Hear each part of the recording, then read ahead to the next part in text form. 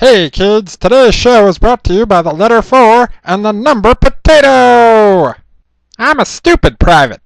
Okay, let's get this out of the way right now. Comedies are a bit hard to review, and since this is the Pinkie Pie micro-series, comedy is not just on the menu, it's all 3 courses. And a takeout bag if you're still hungry afterward. So, is it worth a read? Hell yeah! This is the best micro-series so far. I recommend it, and recommend it highly. Now I'm gonna spoil this thing like it's the last day of the big November spoiler sale. The best way to sum up the Pinkie Pie micro-series is with a joke.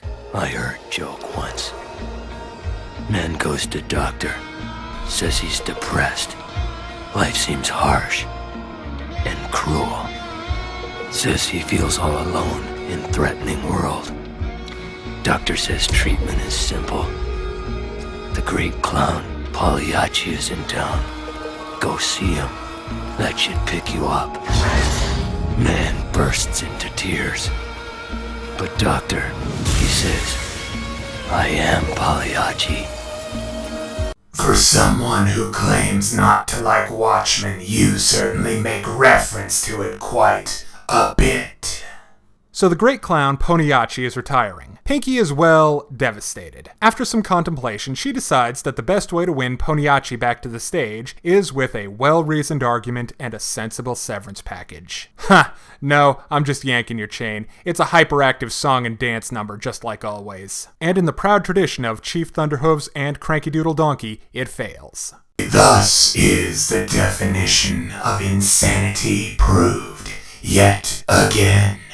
Pagliacci, being the class act he is, takes the opportunity to give Pinkie Pie some constructive criticism on her buffoonery. Then inspiration hits like Zeus's thunderbolt, and thus is Pagliacci's Clown College born. And the comic ends with a letter to Princess Celestia. Okay, first thing I have to talk about, the special BotCon cover for the Pinkie Pie micro series is the best pony comic cover ever. Look at Optimus, he's so confused. Humor-wise, the Pinkie trifecta of groaner jokes, sugar-fueled silliness, and over-the-top reactions are in full swing, with Miss Twilight Sparkle as straight mare. This has always been a winning combination humor-wise. Pagliacci himself is very likable as a kinder, gentler version of Slappy Squirrel, an old clown who's been around and knows all the tricks. The story moves along at a nice brisk pace, maybe a little bit too brisk. If you're interested in deep, complex storytelling, you probably shouldn't be reading pony comics to start with. Or Pinkie just isn't the right pony to give it to you. This is also partly due to the art, which uses large panels to spread out its somewhat insubstantial story.